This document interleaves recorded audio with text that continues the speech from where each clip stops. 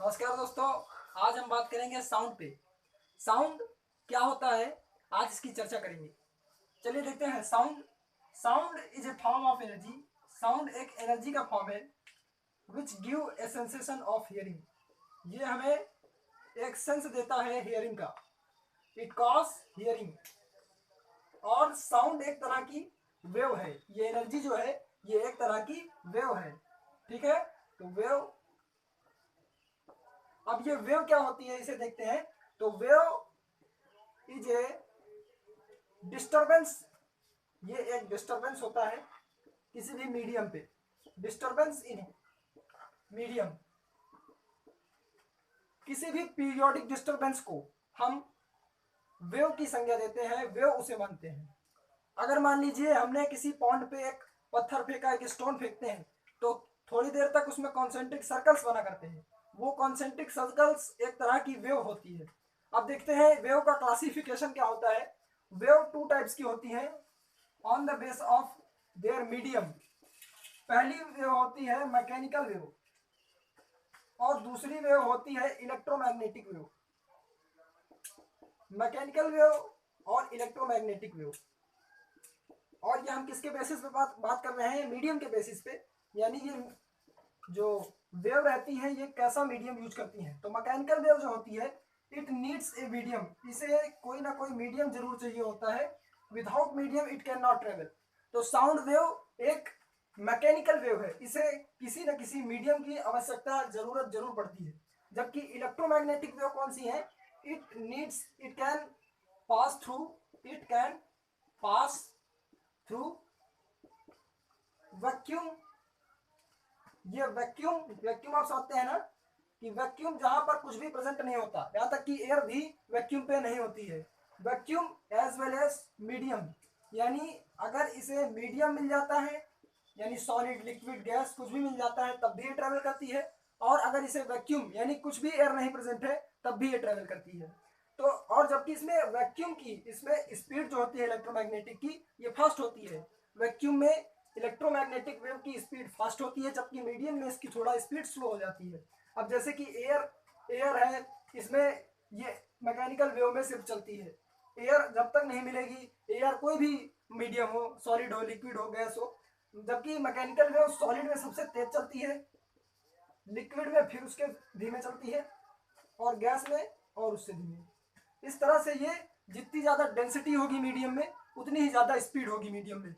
तो अब देखेंगे हम वेव का classification on the basis of their moving. ये कैसे मूव करते हैं, तो देखते हैं इसका classification on the basis of their movement. ये कैसे मूव करते हैं। On the basis of their movement wave can be classified in two ways. ये फिर से दो वेजों में बटी हुई है। कौन कौन सी वेव है, वो है लेटरल, लॉन्गिट्यूडनल लॉन्गिट्यूडनल और ट्रांसवर्स। ट्रांसवर्स लॉन्गिट्यूडनल वेव कौन सी होती है, these are the waves which moves in to and fro position. जो टू और फ्रो पोजीशन में मूव करती हैं उन्हें हम लॉन्गिट्यूडनल वेव कहते हैं। जैसे मान लीजिए ये पार्टिकल्स हैं, तो एक ये वेव जो है ये पहले इधर कंप्रेस करेगी, ये इधर कंप्रेस होते जाएंगे और फिर थोड़ी देर बाद ये फिर से बैक आ जाएंगे, पीछे पलट जाएंगे। इस तरह से इनमें कंप्रेशन और रेयर फ्रैक्शन का मूवमेंट चलता रहता है। और जबकि ट्रांसवर्स वेव जोन होती है वो अप एंड डाउन मूवमेंट करती है, अप और डाउन, यानी इनमें एक क्रस्ट रहता है और एक ट्रफ रहता है।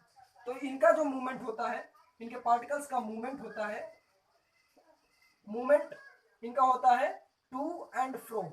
अपनी पोजीशन से ये टू और फ्रो मूवमेंट करती है। जैसे मान लीजिए ये एक पार्टिकल्स है, तो ये पहले टू मूव करेगा फिर फ्रो मूव करेगा।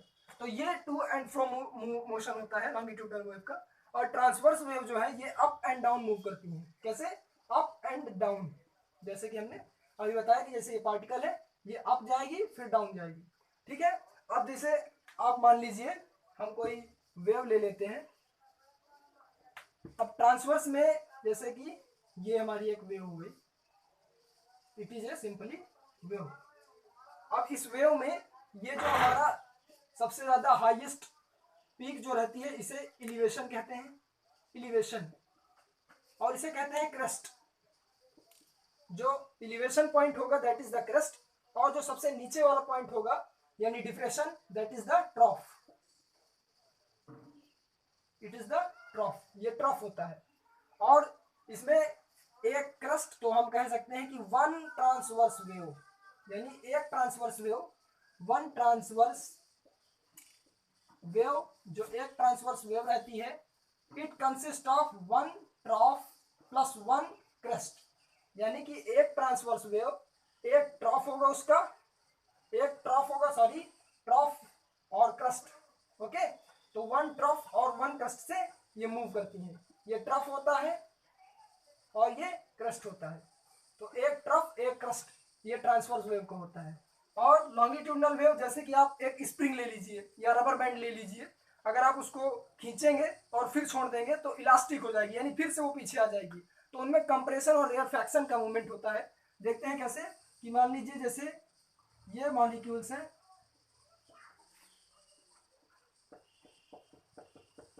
इनमें देखिए यहाँ पे जो है, यहाँ पे वॉल्यूम जो है वो बहुत कम है और जो इनकी डेंसिटी है वो बहुत ज़्यादा है, और यहाँ पे प्रेशर भी ज़्यादा है। जबकि ये जो रीजन है यहाँ पे वॉल्यूम ज़्यादा है और डेंसिटी कम है, और यहाँ पे प्रेशर भी कम है। तो ये जो रीजन है जहाँ पर वॉल्यूम कम, डेंसिटी ज़्यादा और प्रेशर भी ज़्यादा होता है, उसे कहते हैं कंप्रेशन। इसे क्या कहते हैं? कंप्रेशन।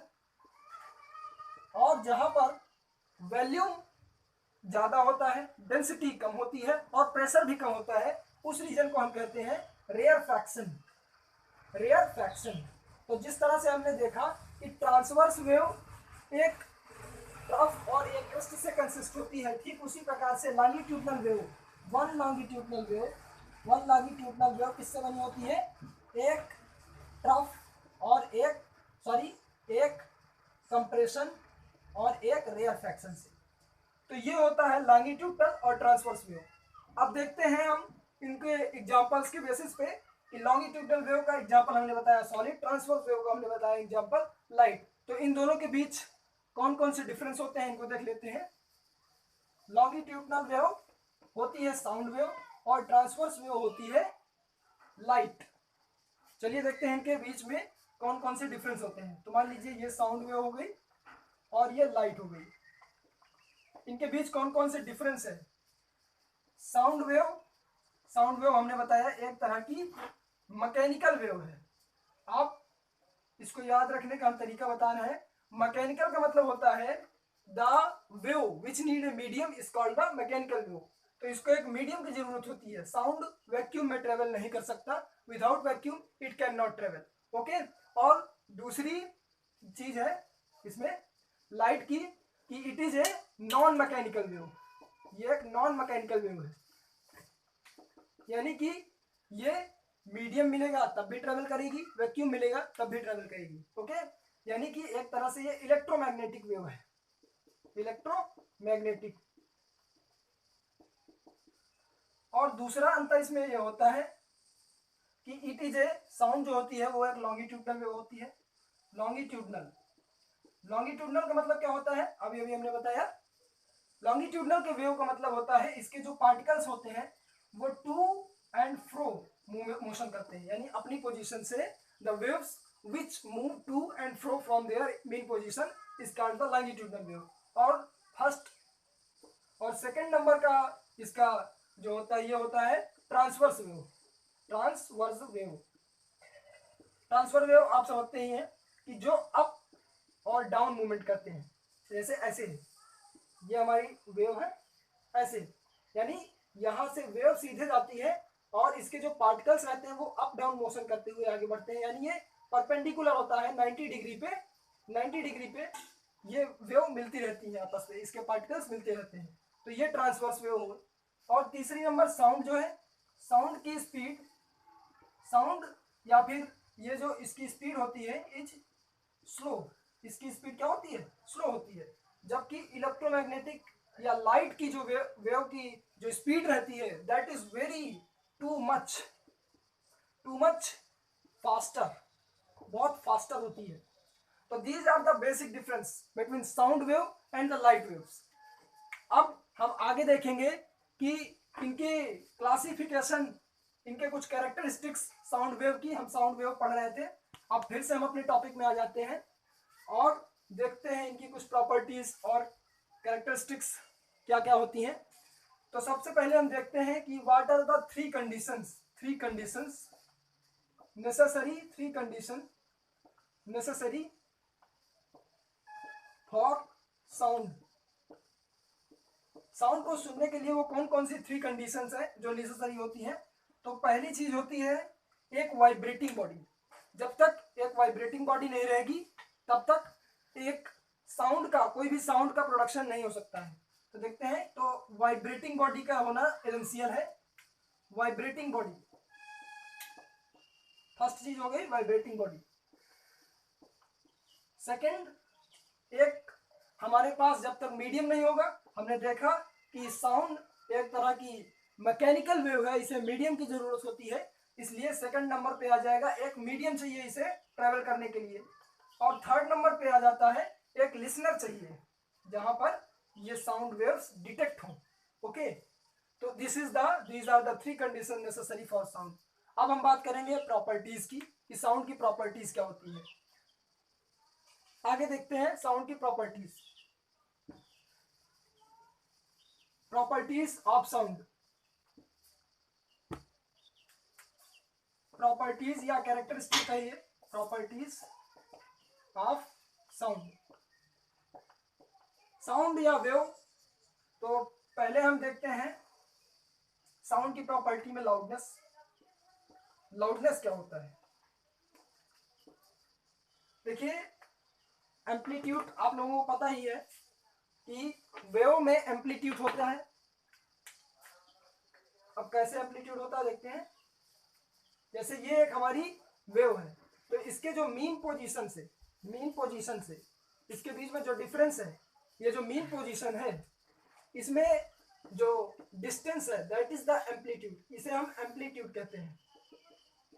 और ये जो बीच का डिफरेंस है, ये एक क्रस्ट से टू कॉन्जिक्यूटिव क्रस्ट या ट्रॉफ रहते हैं, जो टू कॉन्जिक्यूटिव क्रस्ट या ट्रॉफ रहते हैं, उन्हें हम कहते हैं वेवलेंथ। इन्हें हम वेवलेंथ कहते हैं। तो हमारा टॉपिक है लाउडनेस। लाउडनेस क्या होता है? तो loudness is directly proportional to the amplitude. ये एम्पलीट्यूड के प्रोपोर्शनल होता है, यानी कि जब एम्पलीट्यूड बढ़ेगा तो लाउडनेस बढ़ेगी, और जब एम्पलीट्यूड कम होगा तो लाउडनेस कम होगी। ओके, अब बात करेंगे सेकंड। अब लाउडनेस की बात शुरू। तो ये लाउडनेस जो होती है, ये डिग्री ऑफ सेंसेशन होती है। क्या होती है? डिग्री ऑफ सेंसेशन, यानी हम कितना हियर कर पा रहे हैं, ये लाउडनेस पे डिपेंड होता है। यानी हमारे अंदर जो थ्री बोन्स रहती हैं, उनका काम होता है एम्पलीट्यूड को बढ़ाना। ओके, तो ये होता है लाउडनेस। लाउडनेस किस पे डिपेंड होती है? एम्पलीट्यूड पे डिपेंड होती है। और इसका एसआई यूनिट क्या होता है? इसका एसआई यूनिट होता है डेसिबल। एसआई यूनिट इसका होता है डेसिबल। ओके, अब सेकंड क्वालिटी की बात करते हैं, सेकंड प्रॉपर्टी की बात करते हैं, पिच। पिच क्या होती है? पिच का मतलब होता है तीखापन। आपने देखा होगा वुमेन्स और मेन की वॉइस पे डिफरेंस होता है। वुमेन की जो वॉइस रहती है गर्ल्स की, वो थोड़ा तीखी होती है, श्रिलनेस उसमें ज्यादा होता है। ओके, तो पिच जो होती है ये डिपेंड होती है फ्रीक्वेंसी पे, डिपेंड ऑन फ्रीक्वेंसी पे ये डिपेंड होती है। ठीक है, और ये हमारी जो प्रॉपर्टी है, ये श्रिलनेस को बताती है कि वॉइस कितनी ज्यादा तीखी है। ओके, कितनी ज्यादा ये डीप वॉइस है, ये बताती है पिच क्वालिटी। तो इन प्रॉपर्टीज के बाद हम अगले वीडियो में बात करेंगे अगले प्रॉपर्टीज की लिए। तब तक के लिए धन्यवाद।